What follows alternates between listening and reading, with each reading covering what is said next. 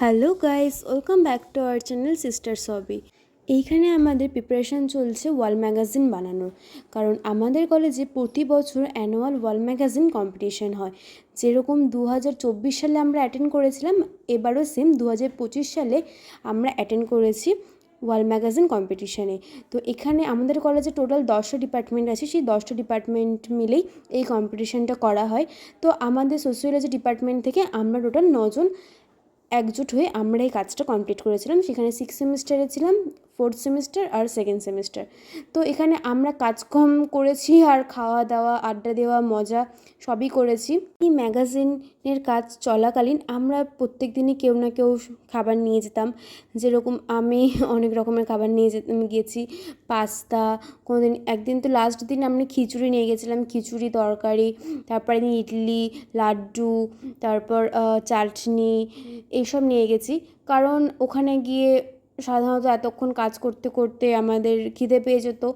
আর আমাদের স্যার কিন্তু আমাদেরকে রেগুলার খাওয়া দাওয়ার পর কোল্ড ড্রিঙ্কস খাওয়াতো, যেটা আমরা না চাইতেই। কোনো দিন চিপস, চকলেট, বিস্কুট, কেউ প্যাটিস, সুজি, মানে এভরিথিং সব কিছুই খেয়েছি আমরা, আর কাজও করেছি খুব কম।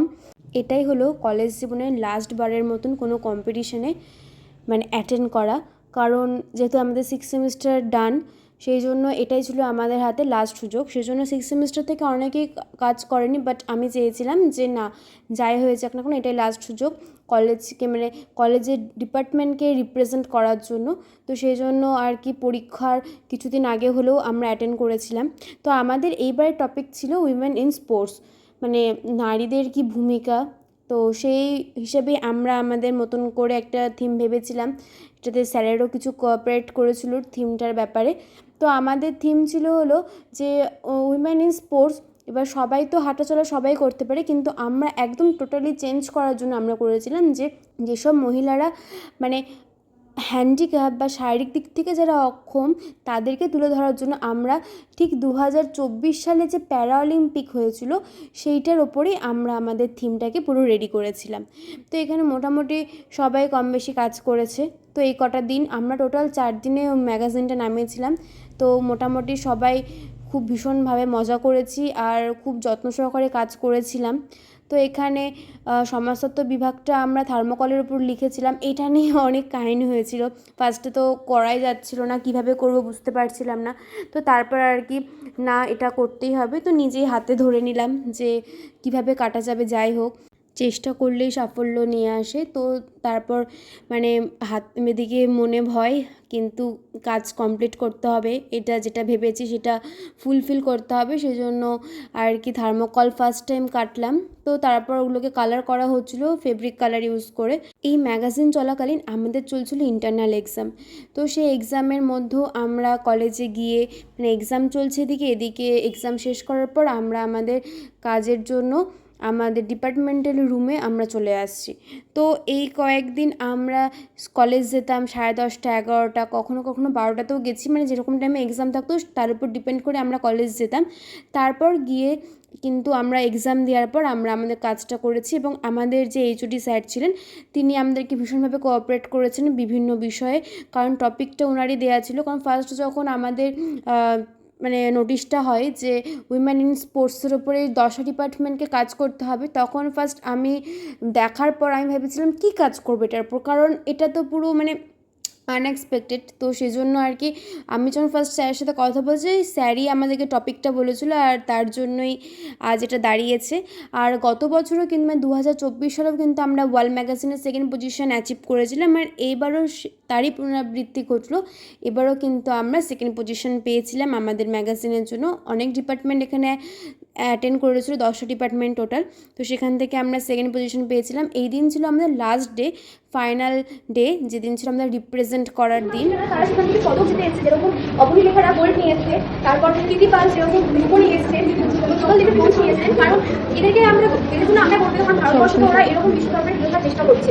তাছাড়াও আমাদের এখানে এদেরকে ছাড়াও আরও কিছু মানে হিস্ট্রি দিক থেকে গেলে অনেক প্যারা অলিম্পিকের যারা প্লেয়াররা ছিল তারাও আছে, কিন্তু তাদেরকে এখানে আমরা তুলে ধরার চেষ্টা করেছি। এখানে লেখা আছে কিছু নাম নাম যেমন জীবন প্যারালিম্পিক হয়েছিল, সেখানে হচ্ছে আমাদের 3জন যে মহিষী নারী ছিল তাদেরকে তুলে ধরা হয়েছে। কারণ আমরা সকলেই হয়তো হাঁটতে পারছি না, আমাদের হাত পা চোখ সবই আছে, কিন্তু তারা যেহেতু শারীরিক ক্ষেত্রে অক্ষম, তাই জন্য তাদেরকে আমরা তুলে ধরেছি যে শারীরিক অক্ষমতা রেখেও তারা কীভাবে আমাদের দেশকে বিশ্ব দরবারে তুলে ধরার চেষ্টা করেছে বা তুলে ধরেছে। শুধুমাত্র তারা সেখান থেকে পদক জিতে এসেছে, যেরকম অবনী লেখারা গোল্ড নিয়ে এসছে, তারপরে তিনি যেরকম রূপো নিয়ে এসছে, ব্রোঞ্জ নিয়ে এসছে। কারণ এদেরকে আমরা বলতে কারণ ভারতবর্ষকে ওরা এরকম বিশ্ব দরবারে তুলে ধরার চেষ্টা করছে।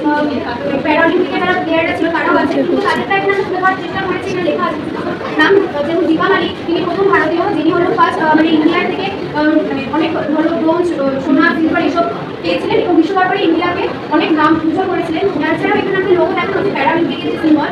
আর এছাড়াও আমাদের উচিত যে ইন্ডিয়ার যেসব প্যারালিম্পিক আছে মানে যারা এখনো পর্যন্ত শারীরিকভাবে অক্ষম, তাদেরকে উচিত যে সরকার থেকে মানে বিশেষভাবে সাহায্য করা উচিত। কারণ অন্যান্য দেশে যেরকমভাবে তাদেরকে সাহায্য করা হচ্ছে, এই জন্য কিন্তু আমরা নারীরা কিন্তু পিছিয়ে পড়ছি। আর প্যারালিম্পিক বা আমাদের যেসব ক্রিকেট, হকি, ভলিবল এসব আছে, যেরকম ক্রিকেটে আসছি, ক্রিকেটের দিক থেকে দেখা যায় যে একটা মহিলা ক্যাপ্টেনের যা বেতন তার থেকে অনেক বেশি বেতন কিন্তু ছেলেরা পায়। এখানে জেন্ডার ডিসক্রিমিনেশনটা চলে আসে, কিন্তু এটা করা উচিত না। কারণ নারীও যা পুরুষও তাই, সেক্ষেত্রে কিন্তু নারী পুরুষের সংখ্যা রেখে যেরকম অনেক ক্ষেত্রে দেখা যায় যে নারীরা সেই পরিমাণে মানে সুযোগ সুবিধাটা পাচ্ছে না, বা যেরকম একটা মেল ক্রিকেটার যখন পরিচয় অ্যাচিভ করছে তখন যেরকমভাবে মানে প্রেস মিডিয়া সমস্ত কিছু তাদেরকে তুলে ধরার চেষ্টা করছে, কিন্তু না, কিন্তু সেক্ষেত্রে মহিলাদেরকে কিন্তু পিছিয়ে রেখে দেওয়া হচ্ছে। তাদেরকে আমরা চিনতে পারছি না। যেরকম অনেকেই জানি না যে উইমেন ইন স্পোর্টস, মানে মেয়েরা যে স্পোর্টসে এগিয়ে যাচ্ছে না, মেয়েরা যে খেলাধুলা করছে, এটা এখনো যেরকম অনেক ব্যাকওয়ার্ড সাইডে গেলে মানে এটা শুনে ওরা অবাক হয়ে যাবে যে মেয়েরা ক্রিকেট খেলছে, মেয়েরা বিশ্ব দরবারে গিয়ে অলিম্পিকের জন্য ভারতের জন্য তারা পদক জিতে আসে, তার জন্য আমরা বলছি।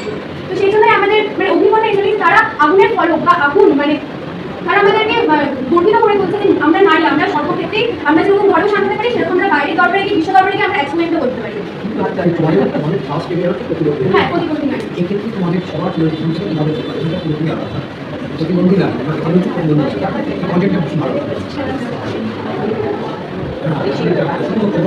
স্যার আমাদের হাত আছে, পা আছে, আমরা চোখ আছে, আমরা নর্মালি হেঁটে যেতে পারবো, কিন্তু তারা হুইল চেয়ারে বসে পা দিয়ে যখন তীর্থলোক টানছে, এটা একটা চ্যালেঞ্জের বিষয়।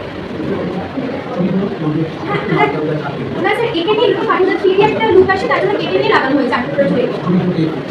স্যার মিসালি আর এই যে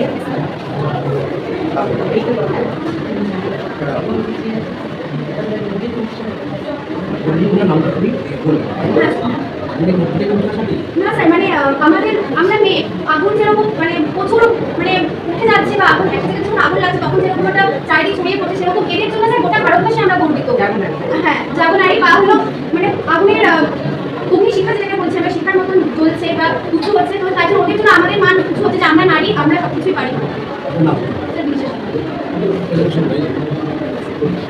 থ্যাংক ইউ স্যার।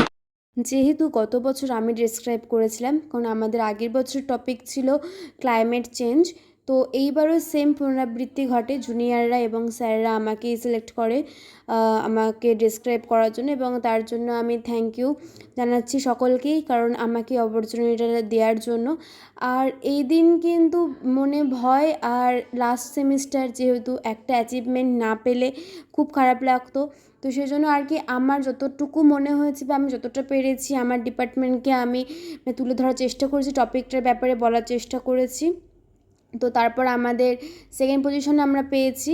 তো এইভাবেই আমাদের এই কয়েকটা দিন এবং লাস্ট মোমেন্টে এসে সিক্স সেমিস্টারে এসে যে এই প্রাপ্তিটা হবে, এটা কখনো মানে ভাবতেও পারিনি। কারণ মানে আমাদের ডিপার্টমেন্ট আগে এগুলোতে অ্যাটেন্ড করতো না, সেখান থেকে বিগত 2-3 বছর ধরে কিন্তু আমরা আমাদের ডিপার্টমেন্টকে অনেকটা এগিয়ে নিয়ে যেতে পেরেছি, এবং তার জন্য কিন্তু আমাদের সমস্ত স্যার ম্যামদেরকে অসংখ্য অসংখ্য ধন্যবাদ, সবসময় আমাদের পাশে থেকে আমাদেরকে উৎসাহিত করার জন্য। আমাদের এই ভিডিওটা যদি আপনাদের ভালো লেগে থাকে তাহলে কিন্তু অবশ্যই চ্যানেলটা সাবস্ক্রাইব করে নেওয়ার অনুরোধ রইল নতুন নতুন ভিডিও পাওয়ার জন্য। আর আমাদের কিন্তু আপকামিং ভিডিও আসতে চলেছে যে বন্দে ভারত ট্রেনের ফুড রিভিউয়ের নিয়ে। So guys, bye, good night.